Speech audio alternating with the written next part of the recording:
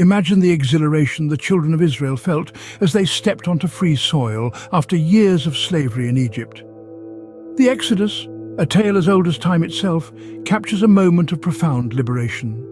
Picture an oppressed people shackled by the chains of servitude, yearning for freedom. Their pleas echoed in the vast, merciless Egyptian landscape, their tears watering the soil they were forced to toil upon.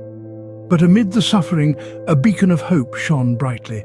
Their faith, their unwavering belief in the divine, was their solace, their refuge. For them, the journey began with a man named Moses, a shepherd turned prophet who dared to stand against the Pharaoh. Moses, whose voice resonated with divine authority, wielded not a sword but a staff. His weapon was his faith, his shield was his courage, and his army was a people united by the promise of liberation. This tale of the Exodus isn't just a chronicle of a people's liberation from physical bondage, it's a testament to the indomitable human spirit, an anthem of resilience and grit. It's about a people who, against insurmountable odds, chose to hope, to believe, to persevere. They chose faith over fear, courage over comfort, freedom over familiarity.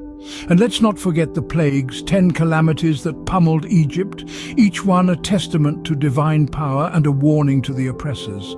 The Nile turned to blood, the land infested with frogs, lice and flies, livestock perishing, boils afflicting the people, hail and locusts destroying the crops, darkness engulfing the land, and finally the death of the firstborn. Each plague a step closer to liberation, each hardship a test of their faith. Fast forward to now, to our contemporary struggles. The parallels are striking, aren't they?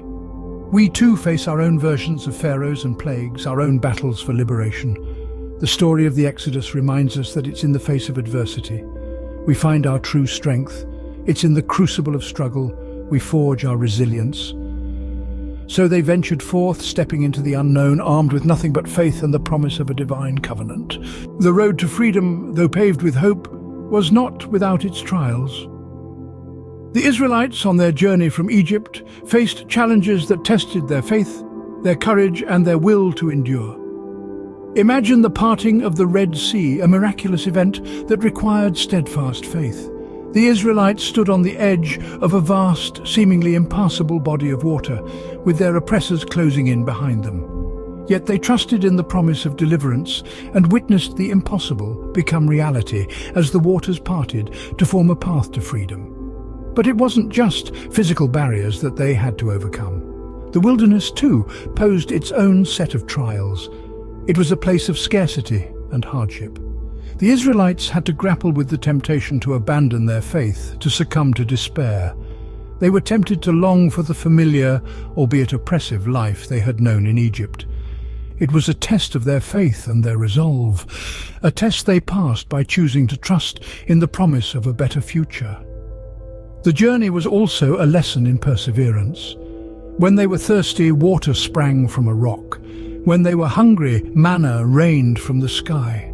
They learned that their needs would be met, not in their time, but in the Lord's time. They learned to trust in His provision, in His timing, and in His promise. Their journey is a testament to the power of faith and the strength of the human spirit. It's a testament to their unyielding belief in a promise, in a vision of a future where they would be free. The Israelites, despite the trials they faced, never lost sight of this promise. They never lost their faith. The Israelites' journey from Egypt was not an easy one. It was a journey filled with hardship and trial, but it was also a journey filled with hope and faith. It was a journey that proved that with trust in the Lord and an unyielding spirit, no obstacle is insurmountable, no trial unconquerable. Yet through every hardship their faith remained unbroken, their resolve unshaken. This is their story, their legacy, and it's a story that continues to inspire us today. 480 years after their deliverance from Egypt, a promise was fulfilled. In the annals of history, few stories reveal the faithfulness of a promise like that of the construction of Solomon's temple. It was here on the soil of Jerusalem that a beacon of hope and faith was erected, a tangible testament to a promise fulfilled. When Solomon ascended to the throne, he undertook the divine task promised to his father David, building a house for the Lord. This was no ordinary construction project. It was a monumental endeavor, a labor of love and devotion, a symbol of the covenant between God and his chosen people. The temple was not merely a building, it was a physical embodiment of faith, a place where heaven and earth seemed to meet. Every stone, every beam, every golden artifact was a testament to God's enduring promise.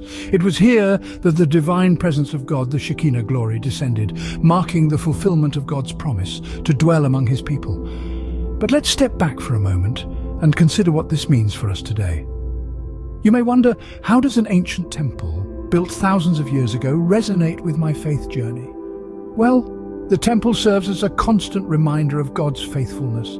It symbolizes the fulfillment of promises, no matter how long it may take.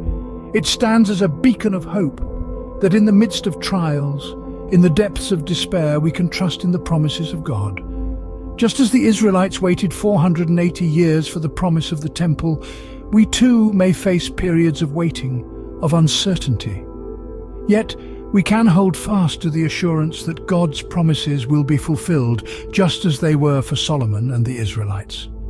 And so, in the heart of Jerusalem, a beacon of faith was erected, a testament to a promise fulfilled. This beacon illuminates our path, reminding us that God's promises are as steadfast today as they were in the days of Solomon. Solomon, a man of wisdom, left a legacy far beyond the grandeur of the temple. Imagine a man not merely a king, but a visionary, a leader who dared to dream big and had the wisdom to realize those dreams. This was Solomon, known for his wisdom throughout the ancient world. Yet, his wisdom was not limited to astute governance or poetic expressions. It extended to understanding the divine, to recognizing the fulfillment of promises made centuries before his time. Solomon wasn't just a king who built the temple, he was the instrument of God's promise, the man chosen to erect a house for the Lord 480 years after the children of Israel came out of Egypt. Solomon's wisdom guided him through this monumental task, a task that wasn't merely architectural, but spiritual, symbolic, and deeply personal. His wisdom was not merely about intelligence, it was about understanding God's plan, acknowledging his promise, and leading his people. Solomon's wisdom was a beacon that guided his people, reminding them of their past, leading them through their present, and illuminating their future. It was a wisdom that transcended his time and still resonates today. In our modern world, we face challenges that sometimes seem insurmountable. We grapple with questions that seem unanswerable. Yet, Solomon's legacy encourages us to seek wisdom in our own lives, to understand the divine plan that guides us. His story reminds us that wisdom is not just about knowledge, but about understanding our place in the grand scheme of things, about acknowledging the promises made to us, and about leading others with grace and humility. Solomon's legacy is a testament to the power of wisdom, a reminder of the fulfillment of divine promises, and an encouragement to seek wisdom in our own lives. As we navigate through our personal journeys, may we remember Solomon, his wisdom, and his role in fulfilling a promise made long before his time. Solomon's legacy reminds us that wisdom is not merely knowledge, but understanding the divine plan. The promise made to the children of Israel echoes still in our hearts today. Just as Solomon built the house of the Lord 480 years after the Exodus, we too, in our own lives and in our own ways, are called to construct something divine. It's not about erecting grand temples or monuments, but about building a life that resonates with the promise of divine love. This promise, the same one made to the Israelites, is as relevant today as it was thousands of years ago. It's a promise of guidance during times of uncertainty, of comfort during times of sorrow, and of strength during times of weakness. It's a promise that resonates in the depths of our souls, providing a beacon of hope, much like the temple did for the Israelites. This divine covenant is not a contract with terms and conditions.